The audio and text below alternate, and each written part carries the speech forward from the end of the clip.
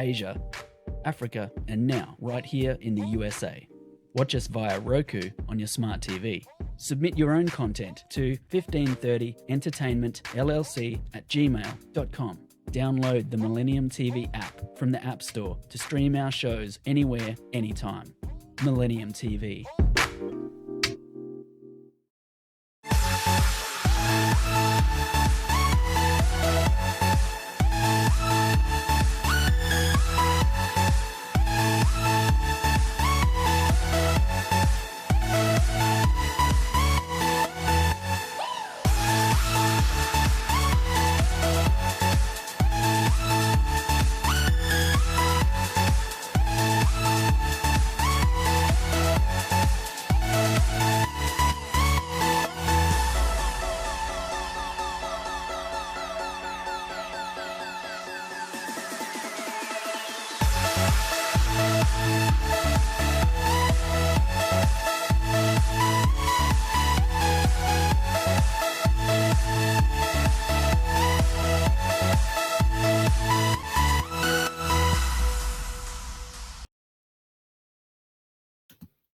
Welcome to Millennium News 24/7 Daily Local News Update. I'm your host, Jasmine McTague, coming to you live from Jersey City, New Jersey.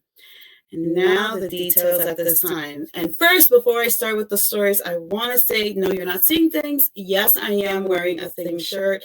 Yesterday was Read Across America, where all students of all schools were all talking about Dr. Seuss. And today I was celebrating it with my students. So that's why you see the shirt, and I wanted to apologize before I start giving the news. So our first story of the hour, I have to put that disclaimer. I'm very sorry, but I'd rather let you know why I'm looking a little different. President Joe Biden's new plan to expand mental health and drug abuse treatments would pour hundreds of millions of dollars into suicide prevention, mental health services for youth, and community clinics providing 24/7 access to people in crisis. Unveiled as part of his State of the Union speech, Biden's plan seeks to shrink America's chronic gap in care between diseases of the body and those of the mind. Health insurance plans would have to cover 3 mental health visits a year at no added cost to patients. But for such a big move, Biden must win back from lawmakers of both parties. Mental health and substance abuse are linked problems in every congressional district, with rising rates of depression and anxiety in the coronavirus pandemic. Some senior Republicans have expressed support in principle for government action, but it's too early to say where they will end up.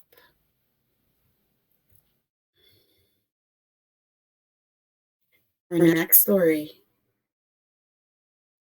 January 6th insurrection and the investigation. So, the House panel investigating the January 6th insurrection at the U.S. Capitol said Wednesday for the first time that its evidence suggests crimes may have been committed by former President Donald Trump and his associates in the failed effort to overturn the outcome of the 2020 presidential election. Trump and his associates engaged in a criminal conspiracy to prevent Congress from certifying Democratic Joe Biden's victory in the Electoral College, the House committee said in a court filing. Trump and those working with him spread false information about the outcome of the presidential election and pressured state officials to overturn the results, potentially violating multiple federal laws, the panel said. The selected committee also has good faith basis for concluding that the president and members of his campaign engaged in criminal conspiracy to defraud the United States. The committee wrote in a filing submitted in the U.S. District Court in the Central District of California. On to our next story. The House is poised to pass legislation that would dramatically boost healthcare services and disability benefits for veterans exposed to burn pits in Iraq and Afghanistan. The bill, set for vote Thursday, has the backing of the nation's major veteran groups and underscores the continued cost of war years after fighting has stopped. If passed into law, it would increase spending by more than $300 billion over the next decade, according to the Congressional Budget Office. If we're not willing to pay the price of war, we shouldn't go, said House Speaker Nancy Pelosi, Democrat of California. The bill would open up departments of Veteran Affairs health care to millions of Iraq and Afghanistan veterans exposed to toxic substances during their service, even if they don't have a service-connected disability. The bill also would provide new and increased disability benefits to thousands of veterans who have become ill with cancer or respiratory conditions such as bronchitis or chronic obstructive pulmonary disease, or COPD. The VA would presume that veterans develop their illnesses as a result of exposure to toxic substances during their service.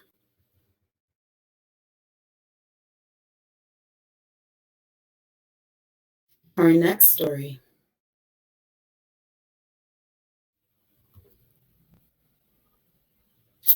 Michael McTague, the former Speaker of Illinois' House and for decades one of the nation's most powerful legislators, was charged with nearly $3 million racketeering and bribery scheme Wednesday, becoming the most prominent politician swept up in federal investigation of entrenched government corruption in the state.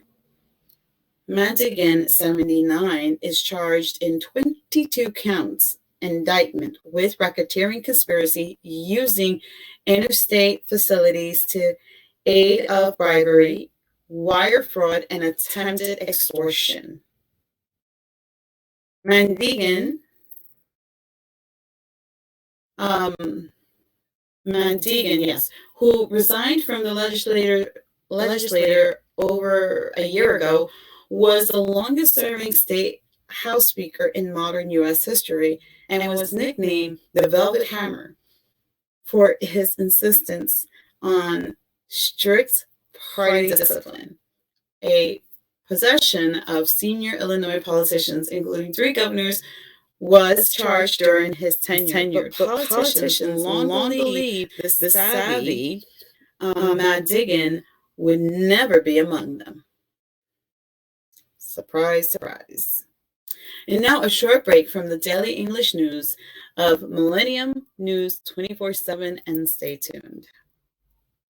Millennium TV, bridging communities worldwide. We broadcast diverse international content from Europe, Asia, Africa, and now right here in the USA. Watch us via Roku on your smart TV. Submit your own content to 1530entertainmentllc@gmail.com. Download the Millennium TV app from the App Store to stream our shows anywhere, anytime. Millennium TV.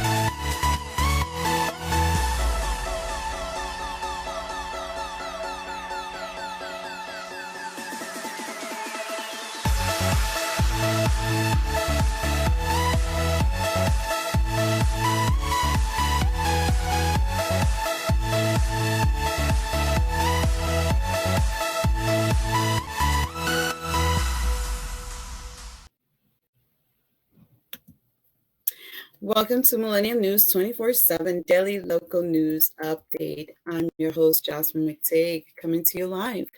Now, the story at this time. The U.S. Republican Van Taylor of Texas said Wednesday that he was ending his re-election campaign and admitted having an affair following reports that he had been in a relationship with the widow of an American-born recruiter for the Islamic State group. The North Texas congressman announced came the day after former Collin County Judge Keith Southforce Taylor into a runoff for a Republican nomination. Several days before Tuesday's primary election, some right-wing website reported on an interview with Tanya Joya, who said she had an affair with Taylor that lasted from October 2020 to June 2021. Joya of the Dallas suburb of Plano told the Dallas Morning News on Monday night that she had met Congressman through her work as an ex-jihadist helping to reprogram extremists.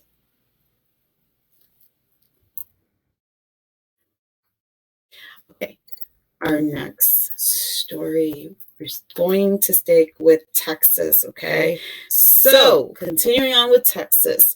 The Texas Republican promised new voting rules would make it easier to vote and harder to cheat.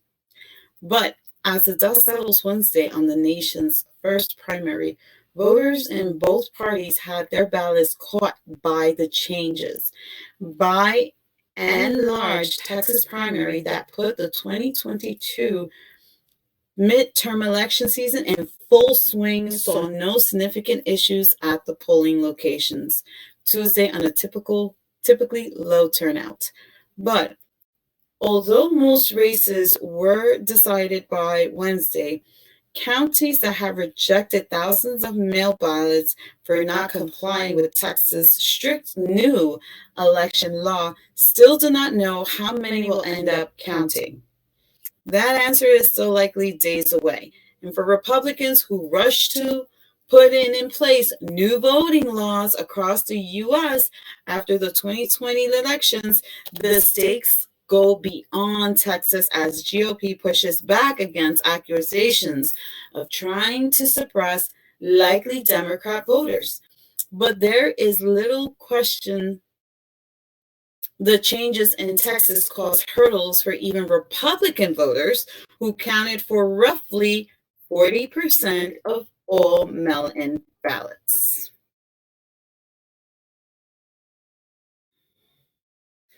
On to our next story, and still sticking to politics, my favorite. The federal government has a new warning to states seeking billions of dollars from President Joe Biden's infrastructure law to widen roads, protect the safety of pedestrians and bicyclists, or risk losing the money. In a report submitted to Congress made public Wednesday, the Department of Transportation says it will aim to prioritize the safety and health of all the users of today's modern roadways, from riders of public transit to electric scooters to Uber rideshare, pickups, and people delivering goods. Projects such as bike paths and traffic roundabouts enhance the sidewalks and pedestrian pathways to bus stops and transit lanes will be favored in the distribution of the money.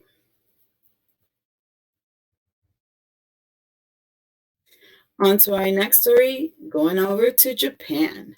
A Tokyo court gave a suspended sentence to Greg Kelly, a former American executive at Nissan Motor charged with underreporting his boss Carlos Ghosn's pay. The verdict announced Thursday of a 6-month sentence suspended for 3 years will allow Kelly to return to the U.S. even if prosecutors appeal. Kelly was arrested in November 2018 at the same time as Ghosn, former Nissan chairman and head of the Renault Nissan Mitsubishi alliance. Both have insisted they are innocent, arguing that the money at the center of the charges was never paid or decided. Chief Judge Kinji Shimatsu said the court found Kelly not guilty of some counts and guilty of charges for 1 year only, fiscal of 2017. The trial began in September 2020, with Golson absent after he jumped bail in the late 2019, hiding in a box of music instruments on a private jet. He fled to Lebanon, which has no extradition treaty with Japan, and has been writing books and making movies about the ordeal after his arrest. And now a short break from the daily English news of Millennium News 24/7. Stay tuned. Millennium TV, bridging communities worldwide. We broadcast diverse international content from Europe, Asia, Africa, and now right here in the USA. Watch us via Roku on your smart TV. Submit your own content to 1530entertainmentllc@gmail.com. Download the Millennium TV app from the App Store to stream our shows anywhere, anytime. Millennium TV.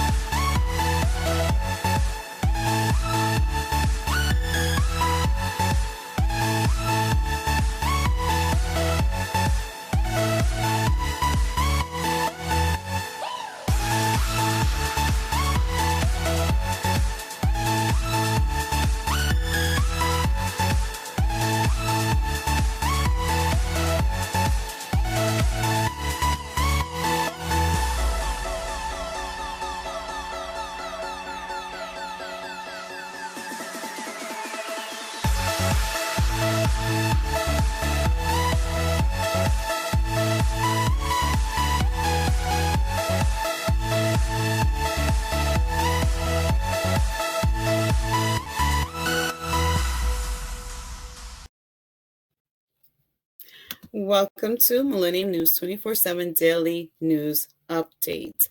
I'm your host, Jasmine McTague, coming to you live here from Jersey City. And now, the story at this time. The walls of Saifullah home in the northern Jakarta are lined like tree rings, marking how high the floodwaters have receded each year, some more than 4 feet from the damp dirt floor. When the water gets too high, Saifullah, who like many Indonesians only use one name, sends his family to stay with friends. He guards the house until the water can be drained using a makeshift pump. If the pump stops working, he uses a bucket or just waits until the water recedes. It's a normal thing here, Saifullah, 73, said.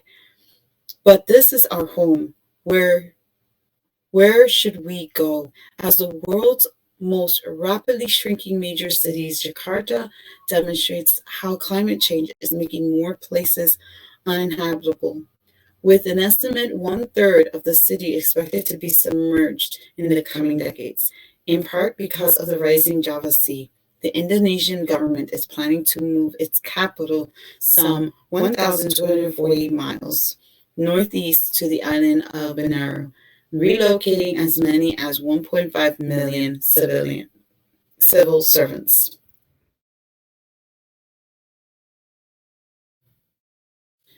Our next story. The number of people who have fled Ukraine since Russian force invaded on February 24th has reached 1 million. The UN Refugee Agency said Wednesday. The tide of people fleeing Ukraine by car, train, and on foot marks the swiftest exodus of refugees this century. Shubia Mantu, spokeswoman of the UN High Commissioner for Refugees, said, at this rate, it could become the biggest refugee crisis this century. Russia and Ukraine said Wednesday that they were prepared to hold talks for the second time, expected to take place Thursday in Belarus. There appears to be little common grounds between the two sides. Also, Wednesday, the UN General Assembly condemned the invasion and called on Russia to withdraw its troops from Ukraine. Russia claimed to have taken control of its first major Ukrainian city, Kherson. Kherson, Mayor Igor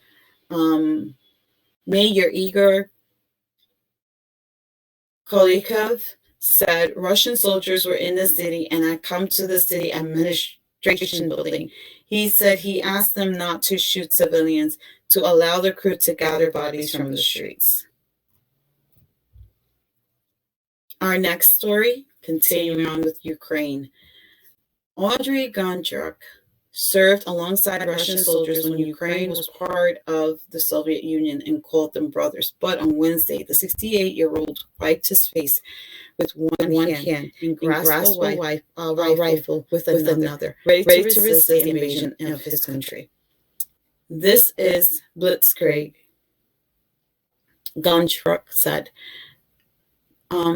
He stood in the rubble of a home newly shattered by what residents called a Russian airstrike in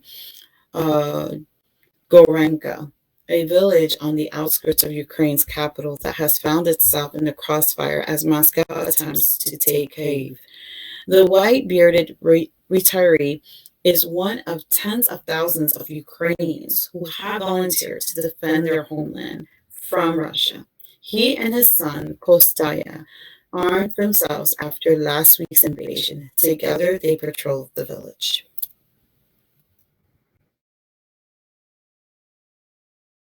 Continuing on to our next story, and still sticking to this topic of Russia and Ukraine. Some of the 1 million people who have fled Russia's devastating war in Ukraine count among society's most vulnerable, unavailable to decide on their own to flee, and needs careful assistance to make the journey to safety. The Hungarian town of Zahony on Wednesday, more than 200 Ukrainian with disabilities, residents of 2 care homes in Ukraine, capital Kyiv, disembarked into the cold winds on a train station platform after a arduous escape from the violence gripping Ukraine. The refugees, many of them children, have serious mental and psychological disabilities and was evacuated from their care facilities once Russia assaulted the capital and testified. It wasn't safe to stay there, and there were rockets they were shooting at Kyiv, said Larisa Leondova, the director of Savyantoshsky Orphanage in Kyiv. We spent more than an hour underground during a bombing. And now a short break from the daily English news of Millennium News 24/7. Stay tuned. Millennium TV, bridging communities worldwide. We broadcast diverse international content from Europe, Asia, Africa, and now right here in the USA. Watch us via Roku on your smart TV. Submit your own content to 1530entertainmentllc@gmail.com.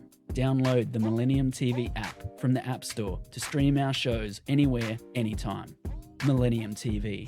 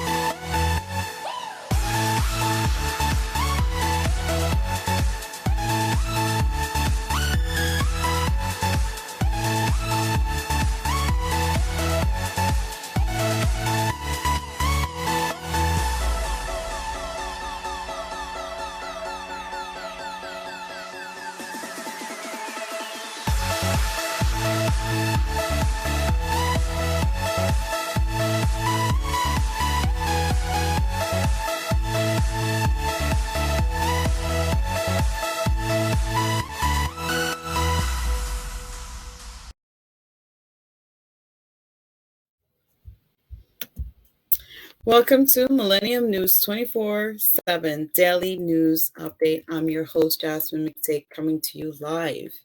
And now, the story going into what's happening with our stars.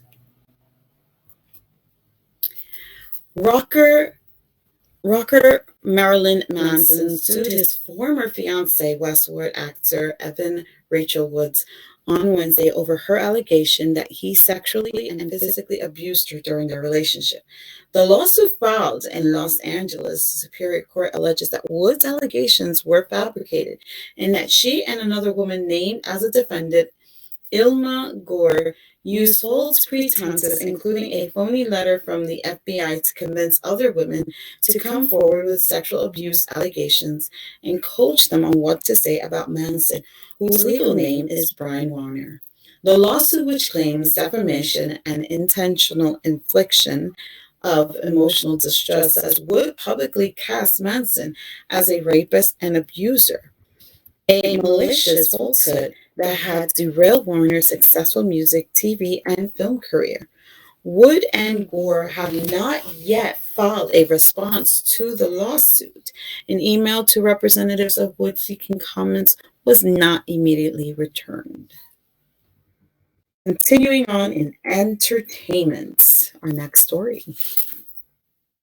Alan Ladd Jr., the Oscar-winning producer and studio boss, who, as a 20th Century Fox executive, greenlighted Star Wars, has died. He was 84. Ladd died Wednesday. His daughter Amanda Ladd Jones, who directed the documentary Laddie, the Man Behind the Movies, wrote in a Facebook post, "No cause of death was given. Ladd Jr., the son of Shane, star Alan Ladd, started in the film business as his father's stuntman, but rose to become one of its leading and most widely liked executives. As studio head at Fox and MGM twice, Ladd, affectionately known as Laddie, was involved in some of 14 Best nominees, including Young Frankenstein, which was in 1974, Rocky Horror Picture Show, 1975, Chariots of Fire, 1981, and Blade Runner, 1982. As an independent producer, Ladd Jr. helped steer films including Once Upon a Time in America in 1984, The Right Stuff in 1983, Gone Baby Gone, 2007, and Mel Gibson's iconic Braveheart, 1995, for which he won Best Picture.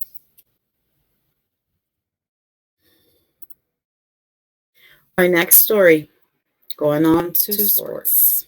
James Hadden saw a fake beard dangling from chins, oversized cutouts of his head waving above outstretched arms, and heard 76ers fans shouting from the stands that they loved him.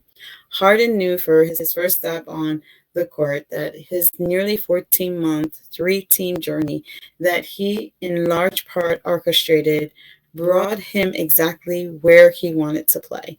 "I just wanted to come out there and show my love back," Harden said. Much like the bushy beard that defines his image, Harden has grown on the 76ers. Harden that had a packed house in a frenzy from the moment he was introduced as making his Philadelphia home debut.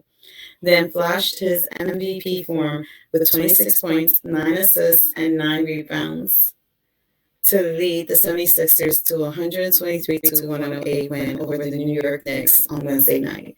Joel Embiid had 27 points and 12 rebounds. Tyrese Maxey scored 25 points. And our last story of the hour, still in sports, the Russian players in the National Hockey League have remained mostly quiet about their country's invasion of Ukraine, largely the result of fearing potential fallout back home. Among the 41 Russian-born players currently in the NHL, only Washington star Alex Ovechkin and Calgary defenseman Nikita Zadorov have weighed in about the war. The list is not expected to grow much, if at all, given the threats that exist in Russia for players and their families. It's difficult for all Russian players in the league, said Brian McGillen, general manager of the Capitals, who have 3 other Russians on their roster in addition to Ovechkin. There's a lot of pressure put on them to have a political opinion either way, and they're trying to balance out how they live their lives and what their political opinions are and the repercussion that could happen back home. It's a difficult situation for these guys. And this was the daily local news update of Millennium News 24/7. Log in to get the latest news. Our social networking sites, Facebook, Twitter, Instagram, TikTok, is Millennium News 24. Our YouTube channel is News Channel M24. Viewers now on both network broadcasting Android's iOS devices, Apple TV, Roku TV, Amazon Fire TV, also all smart TV platforms. Please enjoy our entertainment and latest news and views. Our Millennium TV app, Millennium TV USA Android, and Millennium News Google www.millenniumnews24.com. Stay with Millennium News 24/7, and thank you for watching.